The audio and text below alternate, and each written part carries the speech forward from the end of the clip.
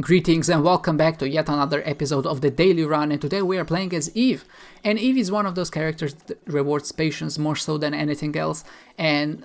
especially lately I feel like I've been trying to improve my play to the point where I play faster, but because of Eve, like I said, rewards patience in the sense that it's a good idea not to use your razor blade too early, and because I've been trying to play kind of faster, go through rooms faster, it ends up hurting me more than it ends up helping. So what happened in the first room I walked in, I used my razor blade immediately to get to 1 red heart, which means that of course I get into my Whore of Babylon state, which increases my damage by a lot, and then I can kind of deal with enemies on the floor much faster. But I didn't even assess the situation. I just saw that I just entered the room, pressed my spacebar, and there were just a bunch of enemies there. And some of them were champion enemies, which means that if only one of them touched me, my run would have been over at that instant. Luckily, I did get a spare heart from the poop, but at the same time, you know, I should really stop kind of making these sloppy decisions, I guess, in the interest of saving time. And even, you know, a funny thing is, even though I've been trying to play faster to kind of save time, you know, not go back so much, no backtracking and not picking up consumables and just kind of leaving them on the floor until I come back, I still end up being relatively slow. But then again, that's maybe because this run was generally weaker than an average run, so probably that's the reason.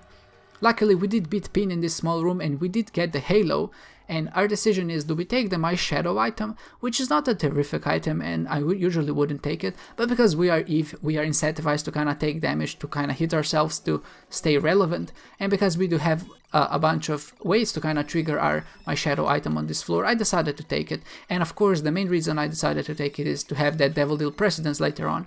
And ended up playing the Devil Beggar and the Blood Bank a bunch of times here, got a lot of money, and you can see a lot of shadows following me. And another benefit of having my shadow is whenever you get hit, all enemies in the room get feared, and that actually comes into play much later on, or at least later on in the run. You'll see me getting hit when a bunch of enemies are around me, and what ends up happening is they kind of scatter away and leave me alone until I can deal with them without worries. So I actually didn't credit my shadow item as much in general, but I feel like this run kind of gave me a new appreciation for it, in the sense that it doesn't suck.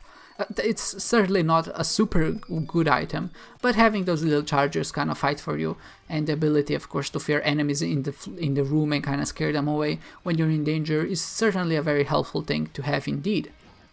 So we're fighting the Fallen, and the Fallen is usually make or break on your run. He can be very mean and very dickish about it, especially if you're slow, and when he starts charging you, that's what I'm trying to say. When he starts charging you, then if you're slow, of course, he will deal 1 full heart of damage and you will end up getting hit a lot. And if he's faster than you, that just means ultimate death, especially if there's 2 of them after they split, then things can get kind of tricky to dodge. But at the same time, you know, if you do conquer that boss, which is not terribly difficult, you do have a chance to get Devil Deal item, and that can usually, or sometimes can, save your run, and usually just helps you out in a very positive manner. So our previous shop, we amassed quite a bit of money in the previous floor, and I got the deck of cards, and the deck of cards is one of those items that I wouldn't regularly take, especially on Eve, because having the Razor Blade does allow me to kind of take up red hearts and then of course damage myself to get benefits for it. At this point, that means if I do take another spacebar item like the deck of cards, it means that I won't be able to kind of pick up any red hearts up unless I'm certain that I can trade my health away in a blood bank or anything like that. And I feel like the deck of cards, or not the deck of cards, the deck, I think, wait, I forgot what its name is, but basically the item we are having that gives us cards is a terrific item, in the sense that of course it does have a chance to give you a lot of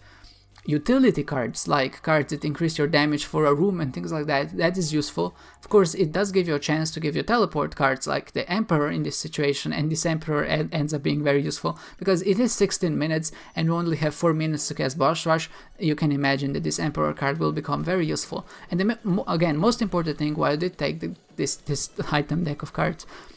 is because in Boss Rush I can actually use it every 3rd room, and there's a chance of me getting those 2 of clubs cards, or 2 of diamonds, or 2 of spades, which of course double our consumables, and that's very useful in the sense that we get a lot of consumables, we can open a lot of chests, find a lot of secret rooms, and just in general having more consumables means we get more points on a run. And not just that, of course, like I said, there are a lot of cards that also help us kind of deal with enemies and rooms a bit better and give us utility, like we can see the floor. And I think in general it's just a better item than the razor blade that we had before, even though the razor blade is kind of more useful in the sense of having the ability to kind of hit ourselves. And this is the turning point for me, because it's getting really late and I still didn't find the boss room.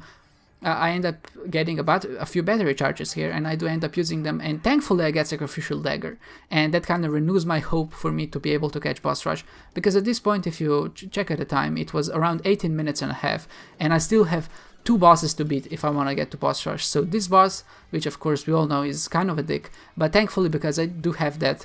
knife, I do end up deciding to kind of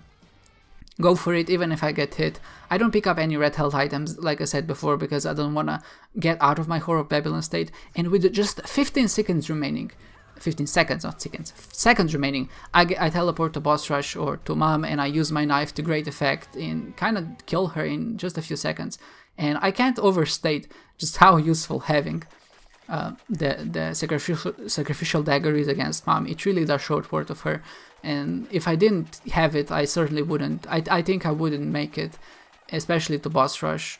I would probably just explore the last floor and then of course this floor, and I would lose 5,000 points. But thankfully, because I did make the play to get deck of cards, and I did make the play to get that Joker card, which allowed me to get Sacrificial Dagger, we're in a very, very decent position, and I imagine not a lot of people kind of, especially if they didn't find any better combos early on, have probably struggled to getting the boss rush even in itself. So I'm feeling pretty good about this run so far. And another great benefit is that we have the Epic Fetus item, and we got that in boss rush. And Epic Fetus, if you don't know, just allows you to shoot bombs from the sky, and it allows you to control it. In some senses, it's a good item. I definitely picked it up because I felt like up until this point, we didn't actually get any solid items which kind of help our damage or DPS. So I think picking up Dr. Fetus there was the only sensible choice, because it did allow us to kind of beat boss rush in a reasonable amount of time, and also does help us to kind of clear rooms as we go on. At this point, because I did complete boss rush, the deck of cards item, my spacebar item, isn't very useful to me anymore. I can keep it and hope to get a few 2-off cards which will duplicate my consumables, but I decided that I think the better play, if you want to get more points in the end, is to take Mom's Box, which gives you a random trinket every 4 rooms. And my end game plan here is to get Cracked Dice and use a blood bank or a blood bag, which we'll get from a blood bank, in combination with the Cracked Dice to kind of reroll a lot of consumables and hopefully get an AWAS rune, and of course a lot of points by just picking up the consumables, which will then allow us to go further and, amass even more points that way. So we'll see if that works out or if it doesn't, but I feel like at this point that having a random trinket, or just having a chance to get a better trinket, is more useful and more beneficial to us, especially with the chance that we can break the game and get really a lot of points and go even further, is better than just having deck of cards.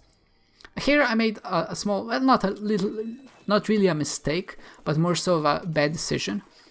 that I decided to pick up the Guppy Scholar, and I had 2 red hearts, and I trade one of my red hearts away, and I only have 1 remaining, and that's a big mistake, because if that means that I can't play any blood banks at this point. So my combination, or my dream combo of using my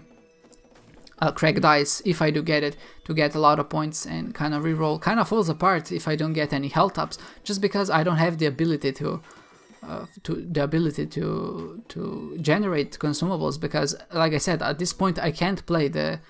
blood banks because I don't have any red hearts remaining, or I can play them, but I'm only limited as to how many spirit hearts I have, and just playing with spirit hearts I feel is not a good decision at all if you want to kind of make a good score here. This room was kind of mean in the sense that, first of all, when you have Epic Fetus and there's a lot of enemies on the screen, that's usually the worst thing, and somehow I managed even to walk out just out of accident, I guess. I was kind of hanging on the wall and I walked out, and these hands are really annoying because they are the rocks that they shoot have a random pattern, and it's very hard to dodge them, and they end up getting me quite often. And you can see that I'm at 1 red hearts remaining, so I really need to kind of start playing a bit better. I'm kind of regretting I traded my 1 red heart away, but at least if I die I have a chance of coming back. That's not really much of a consolation, but at least, like I said, I would really much prefer to have 1 red heart here. I did trade it before just to get into that range of Whore of Babylon, because having that damage up I felt would really help me with Epic Fetus, because I really felt weak. Even so, I'm still on 1 red heart, and you know, especially against these invisible enemies, things get really tricky. And with Epic Fetus even, which is an item that's known to kind of damage you a lot. Thankfully, we did find the second secret room here, and in this one I did find the Algiz rune, and I think a better choice of my consumables here would be to Yara right now to get 2 Algiz runes, which I could play on the arcade if it had a blood bank, which I see on the map, and I would use one against the boss like I did now. For some reason I decided to keep the Jera rune. I don't know what I was thinking exactly, because